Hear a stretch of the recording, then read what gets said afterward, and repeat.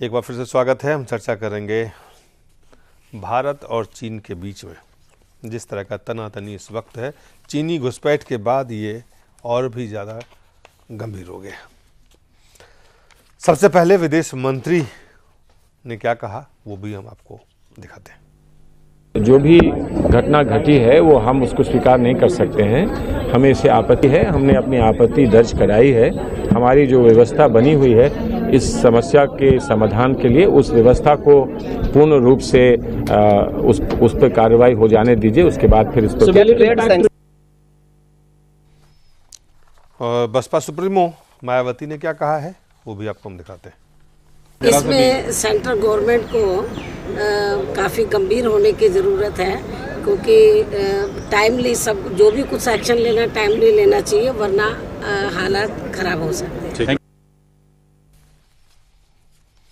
और 9 तारीख को विदेश मंत्री 9 मई को जाएंगे चीन के जो प्रधानमंत्री वो भी भारत आने वाले हैं, उनकी भी भारत की यात्रा है। लेकिन जितने भी अभी तक बैठक हुई, फ्लैग मीटिंग्स हुए हैं, उसमें चीन का जो रुख है, जो रवैया है इस वक्त तक, वो इस पर मानने को बिल्कुल तैयार नहीं है कि उन्होंने इस जगह पे घुसपैठ किया। भारत के रक्षा मंत्री से भारत के सेना प्रमुख भी मिले हैं इस बीच में, और उन्होंने मिलके कई तरह के विकल्प पे भी बातचीत की है। अवधेश जी, ये पहला मौका नहीं है या पहली बार नहीं है कि जब चीन इस तरह के घुसपैठ भारत के सीमा के अंदर में कर रहा है, और लगातार कहीं ना कहीं हम अगर रुख को देखते हैं, जाहिर है कि हर चीज़ के लिए युद्ध एक विकल्प नहीं होता है, लेकिन जो जिस तरह का रुख भारत सरकार का है वो लगातार बहुत ही नरम और टालने वाला रहा है। मैं इसको पूरी तरह स्वीकार नहीं करूंगा। मैं इस घटना को लगातार ध्यान दिए हूँ, लिख भी रहा हूँ, बोल भी रहा हूँ।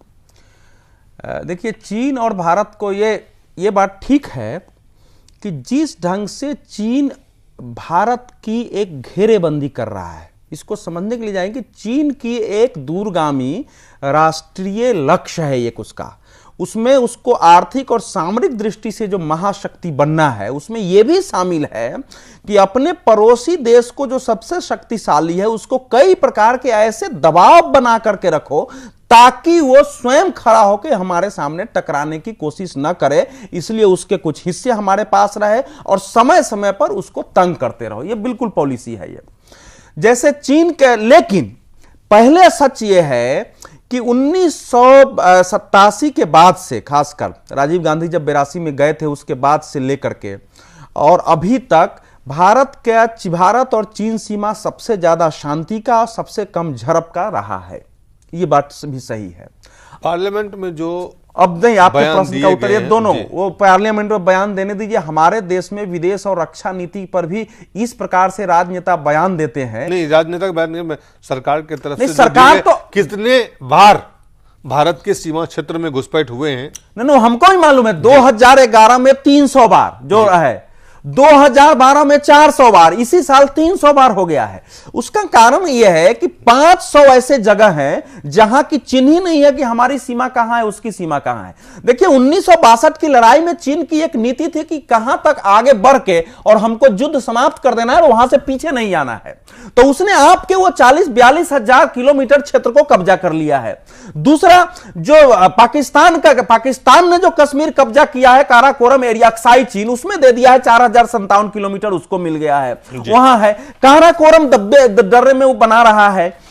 तो वो जो रास्ते हैं, आपको मालूम ही है कि जम्मू कश्मीर, लद्दाख, हिमाचल प्रदेश, उत्तराखंड, सिक्किम और अरुणाचल प्रदेश होके जाता है। चीन की पॉलिसी आपको यही बताया, वो क्या करता है। जैसे सिक्किम को तो उसने मान लिया कि भारत का अंग है, लेकिन वहां की सेना बाजाप्ता पेट्रोलिंग करते हुए जो फिंगर पॉइंट है, अगर आप गए होंगे तो देखे होंगे, जिसको फिंगर पॉइंट एरिया कहते हैं, उसमें आएगा और ऐसे खड़ा होगा जैसे अपने क्षेत्र की निगरानी कर रहा है। इधर भारतीय सेना धराधर जो है मैसेज देती है, फ्लैग खड़ा होता है कि भाई हटिए। वो 4-5-6 घंटा रहेगा, आपको दबाव में डालेगा, फिर टहल के वहां से चला जाएगा। ये लंबे समय तक पहली बार रुका है। इसके पीछे कोई मकसद है ना, और वो मकसद जो है एक तरफ अगर उस मकसद को देखे तो भारत के खिलाफ एक तरह का चक्रव्यूह चीन रचता जा रहा है। बिल्कुल बिल्कुल, इसमें कहीं दो मत नहीं, खिलाफ हो या नहीं हो, नहीं खिलाफ ही है। नहीं ऐसा है ना, उसको दो रूप में देखिए। वो अपनी राष्ट्रीय नीति के तहत कि भारत, क्योंकि आपके जमीन हमारे कब्जे में है, आपके हम घर में घुसे हुए हैं, एक तो उसको सीमा विवाद का हल करना नहीं है। पहली बात तो चीन का आप समझ लियो, हमने 15 दौर की बातचीत कर ली है 1993 से अभी तक, जो नरसिंह राव के समय जो ज्वाइंट ग्रुप बनी थी, लेकिन सीमा विवाद का हल करना नहीं है। वो समय समय पर आपको छेड़ता रहता है। अब भारत को क्या करना है इसमें, सवाल यह है। भारत का जो वही जो मैं आपने कहा कि आप सहमत नहीं है, लेकिन भारत कर क्या रहा है, सवाल ये बड़ा नहीं, है। हमने किया है। हमारे सैनिक, देखिए अभी तक ये होता था कि उनकी सैनिक घुसती थी ज्वाइंट मैकेनिज्म की तरह, इधर से आप बैनर उठाते थे, उसके बाद सिटी बजती थी, वो भी बैनर उठाते थे, वापस चले जाते थे। अगर ऐसा नहीं होता था तो फ्लैग मीटिंग होती थी उसके आधार पर। ऐसा भी नहीं होता था तो चूंकि ज्वाइंट सेक्रेटरी का मैकेनिज्म है, ये वो बात करते थे, सेना की बात होती थी, फिर जाते थे। लेकिन वो बदमाशी करते हैं, घुसते हैं, लाल रेखा से पूरा कम्युनिज्म का चिन्ह बनाते हैं, चिन्ह लिखते हैं और 15 दिन 10 दिन में वापस जाते हैं। 2 साल पहले लद्दाख के एरिया में ऐसे ही घुसे थे। तो एक दादा की तरह व्यवहार करता है, उससे निपटने की रणनीति क्या है ना, ये बिल्कुल तक युद्ध तो नहीं होता है कि सबसे पहले हम आपको ये अपनी रिपोर्ट दिखाते हैं, फिर शकील साहब से बात करते हैं।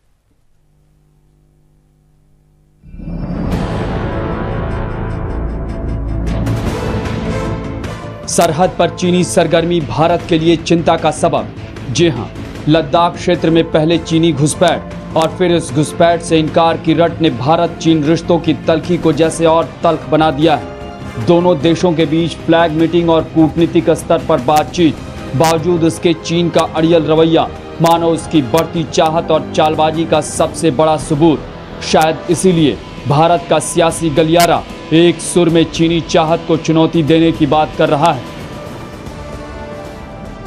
यही नहीं, भारत की विपक्षी पार्टियां और कुछ सहयोगी इस मामले में न सिर्फ अपनी सरकार पर सवाल उठा रहे हैं, बल्कि उसे सतर्क रहते हुए मौजूदा हालात का निडरता से सामना करने का संदेश भी दे रहे हैं। एक बार जब हुआ था 1952 में, तो पूरा देश खड़ा हो गया था। अब प्रेस के बारे में भी हम कहते हैं कि ठीक है, मुद्दा वो भी है, लेकिन चीन ने जो कब्जा किया, मैं बोल रहा हूँ 8 साल से लगा था, इसको गंभीरता से क्यों नहीं लेते? हाँ, उसके अंदर रिकॉर्ड है ये का मुद्दा, ये मुद्दा तो जांच हो जाएगी, पड़ताल हो जाएगी, कौन फंसता कौन फंसता। सीमा पे कब्जा हो रहा है, देश की सीमा जा रही है, वो उसके बारे में नहीं है आपको कुछ। समस्त देशवासियों के लिए गंभीर चिंता का विषय है कि भारत की सीमा के अंदर कुछ चीनी पीपुल्स लिबरेशन आर्मी के लोग आकर अपना वहां पर एक पोस्ट भी स्थापित कर चुके हैं, एक अपना अड्डा बना चुके हैं। इसको लेकर सारा देश बहुत ही चिंतित है और मैं समझता हूं कि सरकार को भयमुक्त होकर कार्रवाई करनी चाहिए और संसद को भी अवगत कराना चाहिए कि सरकार इस मामले को हैंडल करने के लिए क्या कदम उठा रही है। और मैं सरकार को पूरी तरह से आश्वस्त करना चाहता हूं, इस वाह्य सुरक्षा के संकट के सवाल पर भारतीय जनता पार्टी पूरी तरह से सरकार के साथ है। इधर सत्ता पक्ष और सेना की ओर से सब कुछ सामान्य होने का भरोसा भी दिया जा रहा है। उधर चीन इस मामले में अड़ियल रवैया अख्तियार किए हुए है कि उसने ना तो घुसपैठ की है और ना ही उसने दोनों देशों के बीच हुए किसी भी समझौते का उल्लंघन ही किया है। लेकिन सच्चाई इससे बिल्कुल उलट, क्योंकि चीनी सेना के जवान अभी भी इस क्षेत्र में टेंट बनाकर जमे हुए हैं। बहरहाल 1962 में हुए भारत चीन युद्ध के भी 50 साल पूरे हुए हैं, तो चीनी सत्ता में बदलाव को भी कुछ ही वक्त बीते हैं और इस बीच चीन की ये चालबाजी उसके नापाक मंसूबों का एक नमूना है, जिसे किसी भी हालत में नकारा नहीं जा सकता। ऐसे में वक्त चीनी चुनौती पर चिंता की बजाय उसे चुनौती देने की होनी चाहिए, जिससे भारत की भूमि को लेकर चीन की चाहतों के सामने चार दीवारी खड़ी की जा सके। Bureau report, Jain news. चिंताएं हैं शकील साहब जिस तरह से, और जिस तरह से लगातार, ये कोई पहली बार नहीं है, जैसा मैंने कहा लगातार इस तरह के हरकत भारत चीन सीमा पे होता है और चीन के जो सैनिक हैं जिस तरह की हरकत करते हैं वो कहीं ना कहीं प्रभोग करने की उनकी मंशा होती है। देखिए, एक तो विषय बहुत ही गंभीर का है, वो गंभीर है और राष्ट्र के हितों का है, और विपक्ष ने भी जिस तरह से सरकार को सहयोग करने का अभी राजनाथ सिंह ने कहा, ये बहुत अच्छी बात है। सवाल है कि ये चीन का जो, जैसा हम भाई ने कहा हमारे, कि चीन का जो मसला विवाद का है जो, और चीन को जो महाशक्ति बनने का एक सपना है, ये सब उससे जुड़ा हुआ ही विवाद है जो हमारा है। इस पूरे कॉन्टिनेंट में अगर उनके पड़ोसियों में चीन के मुकाबले के लिए कोई खड़ा हो सकता है या मजबूत शक्ति है तो भारत है। तो वो किसी न किसी तरीके से ये कोशिश करती है कि वो छेड़छाड़ भी करें और फिर अलग भी हो जाए। ऐसा नहीं कि कहीं डटे रहते हैं और मजबूर कर देते हैं कि वो वार ही हो, कुछ नहीं, थोड़ी छेड़छाड़ करते हैं फिर है। तो वो उनकी स्ट्रेटजी है, उनकी नीति जो है भारत के प्रति गरम है, और भारत की नीति जो चीन के प्रति वो नरम है। नहीं, वो गरम और नरम नहीं है, आप कहिए वो स्ट्रेटजी का उनके पार्ट है। गरम तो जब होता ना जो कहीं ना कहीं टकराव की स्थिति में खड़े हो जाते कि आज हम टकराव ही कर लें, वो अपनी स्थिति से अपने आप को कॉम्प्रोमाइज करते हैं। लेकिन वो एक स्ट्रेटजी है, वो स्ट्रेटजी क्यों है उसका जैसे उल्लेख किया है और भी कारण हो सकते हैं। अब भारत सरकार गंभीर जरूर है, लेकिन गंभीरता के साथ सीधे जिस तरह से यहाँ एक बार में वार का अनाउंसमेंट कर दिया जाता है, आम जनता में युद्ध की बात नहीं है, अनाउंसमेंट जिस तरह से आमतौर पर टेररिज्म के लिए कोई भी युद्ध की बात नहीं कर रहा है। जो मैं कह रहा हूँ जिस तरह से मानसिकता बनी हुई है ना कि 1 मिनट में वार की बात कर लीजिए, जैसे टेररिज्म पर पाकिस्तान, हाँ पाकिस्तान से हम वार कर सकते हैं, वहां हम वार की बात बार बार करते हैं। चीन के साथ तो हमको स्ट्रेटजिकल ही लड़ाई लड़नी पड़ेगी, और स्ट्रेटजिकल लड़ाई भारत सरकार लड़ रही है और हम समझते हैं सफल भी है। जी अवधेश जी, भारत की सरकार चीन से रणनीति के हिसाब से नहीं, रणनीति जो काम करना चाहिए वो कर रही है। देखिए, इसका एक ही समाधान है, वो है कि तिब्बत आजाद हो जाए। चीन हमारा पड़ोसी कभी था नहीं। जिस दिन तिब्बत आजाद हो जाएगी, भारत को एक ही काम करना चाहिए था जो भारत इसमें विफल है, समस्या ही खत्म हो जाएगी। चीन कभी भारत का पड़ोसी रहा नहीं है इतिहास में, यह जबरदस्ती बना हुआ है। आप चीन के दीवार को देखिए कि कहां है, वहां तक केवल चीन था। तो तिब्बत हमारा पड़ोसी था, तिब्बत को उसने हड़पा है और हमारे बाकी क्षेत्र को हड़पा है, इसके कारण समस्या हो रही है। और आज हमारी हालत यह है कि वो 16,700 फीट की जो ऊंचाई थी उसको 5 साल पहले भारत ने तो खोला ही है, उसको जहां वो खड़ा है, वो ओल्डी सेक्टर जिसको बोलते हैं, और उसका 1962 के युद्ध में भारत ने यूज किया था। अब वहां वो आके बैठ गया, टेंट लगा दिया, चौकी ले आया, उनके हेलीकॉप्टर से भोजन आ रहे हैं उनके वहां। लेकिन हमारी भी सेना इंडो तिब्बतन बॉर्डर फोर्स गई है, जो उधर पहाड़ी एरिया में युद्ध लड़ने वाले प्लाटून होते हैं उनको भेजा गया है, और इन लोगों ने कई बार उनसे कोशिश की है निपटने की। अब यह है कि चीन ऐसा दुष्ट देश है कि उससे चूंकि हम पहले से गलती कर चुके हैं। अब समस्या यह है कि अब तो पैसा आपने लगाया है, 22-24 हजार करोड़ रुपया की पूरी योजना है, 18 सुरंग बना रहे हैं, जिसमें बायोलॉजिकल भी, जिसमें न्यूक्लियर भी विपन सुरक्षित रहे उसने सुरंग बनाया है। आप सड़कें भी बना रहे हैं, आप जो है हवाई वहां वायु सैनिक अड्डे अब हो रहा है, लेकिन इसमें समय लगे। वो क्या है कि माउंट एवरेस्ट तक पहुंच गया है तिब्बत के माध्यम से, वहां तक वो पहुंच चुका है, वहां मिसाइल लगा चुका है, इधर पाकिस्तान की ओर से हमको घेर चुका है, लद्दाख में आ गया हुआ है, और यहां समुद्र में घेर चुका है। तो समुद्र में ग्वादर बंदरगाह वहां की कंपनी ने जो है वो कर लिया है, और 37-38 उसने, जबकि समुद्र में श्रीलंका और मालदीव के साथ समुद्र में उसका कोई इंटरेस्ट नहीं है स्ट्रेटेजिक, क्योंकि चीन से कोई समुद्र लगता नहीं है। लेकिन अपने आपके पड़ोसी मुल्कों चाहे मालदीव के साथ देखें, श्रीलंका के साथ देखें, उसने 37 अपने नौसैनिक पोत समुद्र में उतार दिए हैं। तो एक प्रकार से इनसर्किलिंग कर चुका है। उसके साथ उस लेवल पर निपटने के लिए भी हमको कम से कम तैयारी तो भी हमको करने की जरूरत है। उसका 6,000 हम तैयारी करते आ रहे हैं, नहीं अभी तक नहीं थी, युद्ध के बाद अगर देखें जिस तरह से भारत का 2 समय हुआ है। देखिए, एक तो वाजपेयी जी की सरकार के समय थोड़ा काम हुआ, अब ये पिछले 3 सालों से इस गवर्नमेंट ने किया है।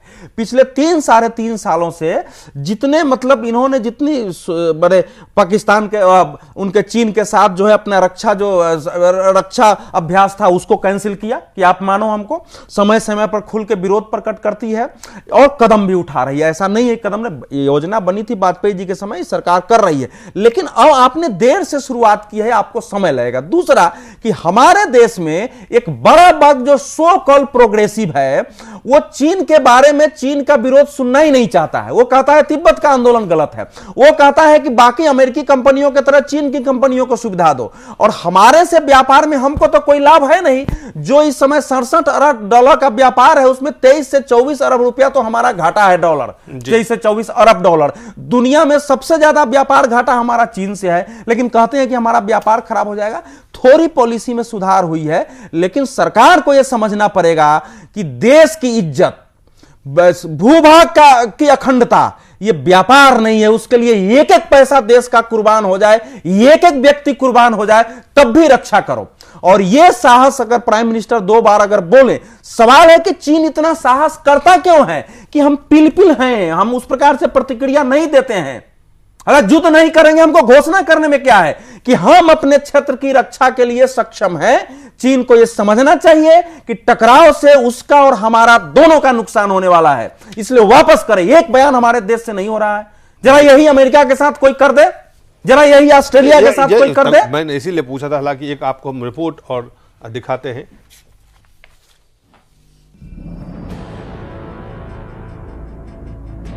चीन की एक और चाल और बढ़ गई भारत की चिंता। सरहद पार से दोस्ती के पैगाम पर प्रहार। लाइन ऑफ एक्चुअल कंट्रोल को चीन ने क्या क्रॉस। लद्दाख के दौलत बेग ओल्डी में बनाई सैनिक टेंट चौकी। वास्तविक नियंत्रण रेखा से लगभग 10 किलोमीटर भीतर बनाई गई ये सैन्य चौकी। आखिर दौलत बेग में ही घुसपैठ क्यों?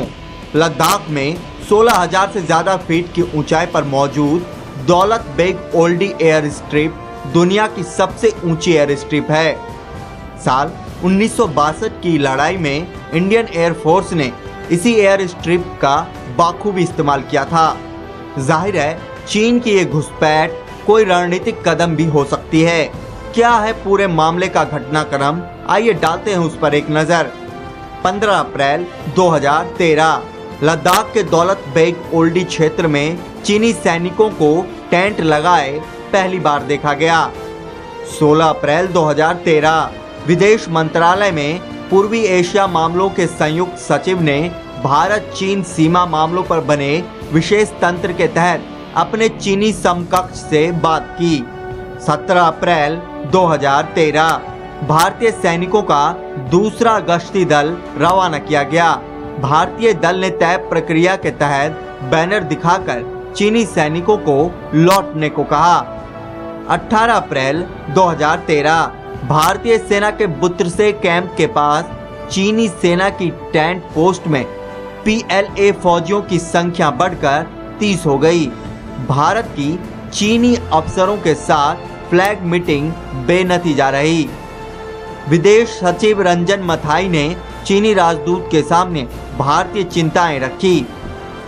19 से 21 अप्रैल 2013 हालात जस के तस। इस दौरान 17 अप्रैल के बाद से हर रोज बैनर दिखाकर चीनी सैनिकों को लौटने को कहा गया। 22 अप्रैल 2013 चीनी विदेश मंत्रालय ने कहा उनके गश्ती दल ने वास्तविक नियंत्रण रेखा का उल्लंघन नहीं किया। 23 अप्रैल 2013 सुबह करीब 10:30 बजे चुशूल के नजदीक फ्लैग मीटिंग शुरू हुई। 5 घंटे चली बैठक बेनतीजा रही। आखिर क्या है ये वास्तविक नियंत्रण रेखा? लगभग 4057 किलोमीटर लंबी सीमा रेखा लद्दाख, कश्मीर, उत्तराखंड, हिमाचल, सिक्किम और अरुणाचल प्रदेश से होकर गुजरती है। ये सीमा रेखा जम्मू कश्मीर में भारत अधिकृत क्षेत्र और चीन अधिकृत क्षेत्र अक्साई चीन को अलग करती है। ये भी एक तरह से सीज फायर क्षेत्र ही है। 1962 के भारत चीन युद्ध के बाद दोनों देशों की सेनाएं जहां तैनात थीं, उसे ही लाइन ऑफ एक्चुअल कंट्रोल मान लिया गया। दशकों से चली आ रही इस स्थिति पर साल 2005 में मानो एक मुहर सी लग गई।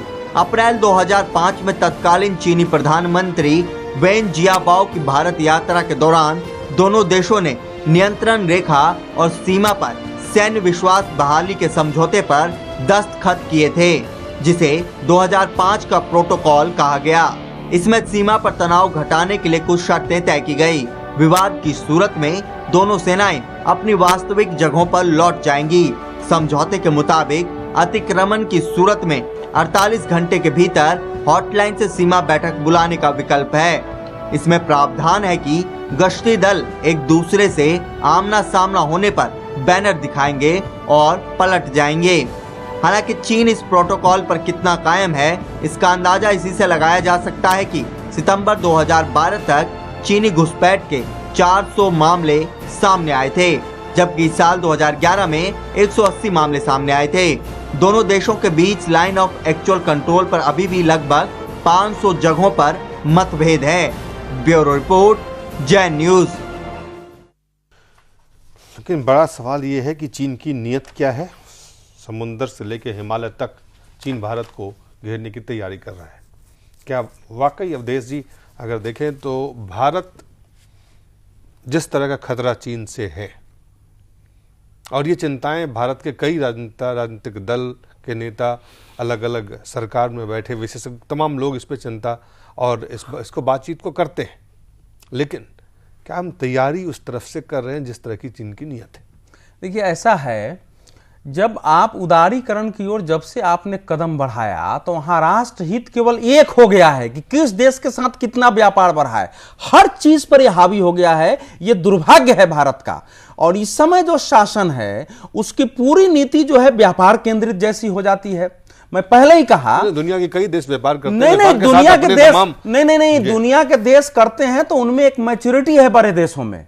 अमेरिका व्यापार करता है तो उसका यह मतलब नहीं है अमेरिका का चीन से हमसे ज्यादा व्यापार है, लेकिन जहां उसको जरूरत होती है स्पष्ट बोलता है। भारत अमेरिका तिब्बत के मामले में अमेरिका तो साफ बोलता है, भारत तो नहीं बोलता है, जबकि भारत की सुरक्षा तिब्बत के मुक्ति में निहित है। सीधी सी बात है। ऐसा है, नहीं, मैं ये कहना चाह रहा हूं कि चीन ने अपनी योजना के तहत हमको जमीन, आकाश और पानी तीनों से एक प्रकार से घेर लिया है अपनी शक्ति से। जैसे दुनिया में कोई सबसे बड़ा गुंडा बनना चाहता होगा या दादा, उसी ढंग से चीन आगे बढ़ रहा है कि हमारे पैकेट में जेब भी ज्यादा रहे, हमारे हट से, और हमारे जो हम जो आतंक ऐसा बनाए रखें कि दूसरे डरे भी, और अगर न डर रहे हैं तो हमारे पास इतनी फौज और ताकत हो कि उससे हम डराएं। उससे निपटने के लिए जो भारत की पॉलिसी होनी चाहिए थी वो हमारा विफल रहा है। थोड़ा बहुत हमने अब उठना शुरू किया है, लेकिन देर हो चुकी है। नहीं तो इतनी हिम्मत चीन ऐसे नहीं करता कि 15-15 दिन बैठा रहे। हम देर से जाग रहे हैं या हम जगे हुए? नहीं है, जगे तो 62 में भी ऐसा ही हुआ था। हिंदी चीनी भाई भाई करते हुए धोखा दिया उन्होंने। तो नीयत, उनके नीयत बहुत खराब है, इसलिए कि कई बार कॉम्प्रोमाइज होता है और हम लोग एक टेबल पर बैठते हैं और फिर धोखा देते हैं। तो राष्ट्रीयों के तो उसके चरित्र को पहचान के भारत को तैयारी करनी चाहिए। तैयारी निश्चित रूप से कर रहा है, ऐसा नहीं है कि भारत तैयारी नहीं कर रही है, और भारत शक्तिशाली है और मुकाबला के लिए तैयार है। नहीं तो तैयारी के मैं पूरा बहुत सारे और अभी जो स्थिति बनी हुई है उस पर चिंता भी जाहिर है। लेकिन देश के लोगों का भी दायित्व है कि सरकार और राजनीतिक पार्टियों पर दबाव बढ़ाएं कि चाहे चीन हो या पाकिस्तान हो, अपने राष्ट्र के सुरक्षा की कीमत पर न व्यापार होगा न कूटनीतिक संबंध होगा। बिल्कुल। बहुत बहुत धन्यवाद अवधेश जी, शकील साहब, और आप सबका बहुत बहुत धन्यवाद।